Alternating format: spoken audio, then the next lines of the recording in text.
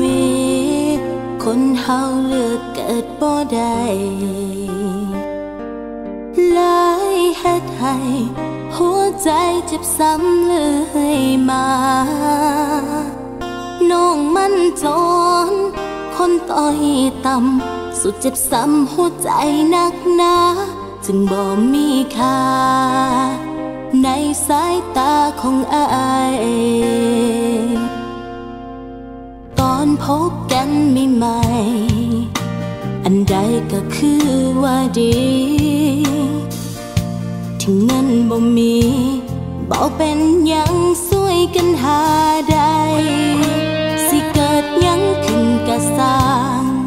อายสิย่างเคียงข้างน้องไปแต่ผลสุดท้ายทิ่มน้องให้อยู่ข้างทางเงินบ่มีเฮ็ดได้เพียงใดบ่มีใครอยากได้เป็นแฟนมาเฮ็ดกันแข่งหาแฟนไม่สาน้องง่ายๆคือของเล่นเห็นน้องเป็นสิ่งของบ่มีค่าเมื่อใดที่ทิ่มขึ้นมาอายสิฮู้ว่ามันเจ็บซ้ำได้เงินบ่มีเฮ็ดได้เพียงใดบ่มีใครอยากได้เป็นแฟนมาเฮ็ดกันแข่งหาแฟนไม่สาน้องง่ายๆคือของเล่นเห็นน้องเป็นสิ่งของบ่มีค่าถ้ามือใดที่ทิ่มขึ้นมาอายสิฮู้ว่ามันเจ็บซ้ำใด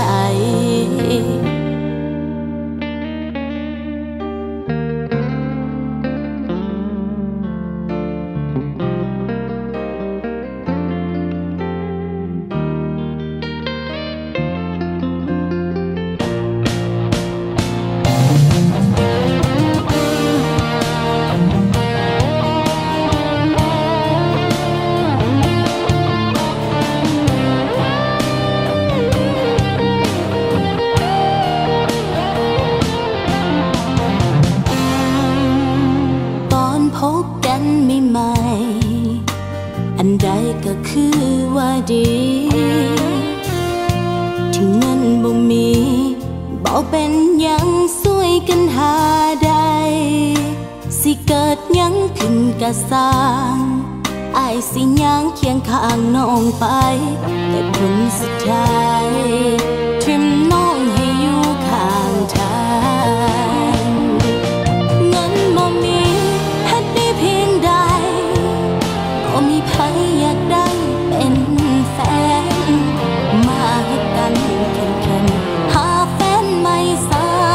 น้องง่ายๆคือของเล่นเห็นน้องเป็นสิ่งของบ่มีค่ามือใดที่ทิ่มขึ้นมาอายสิฮู้ว่ามันเจ็บซ้ำได้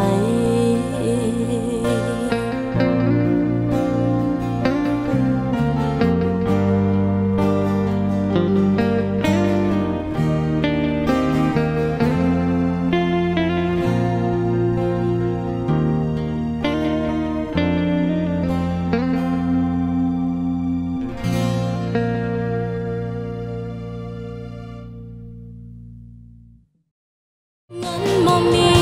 เฮ็ดได้เพียงใดบ่มีใครอยากได้เป็นแฟนมาเฮ็ดกันแข่งหาแฟนไม่สาน้องง่ายๆคือของเล่นเห็นน้องเป็นสิ่งของบ่มีค่า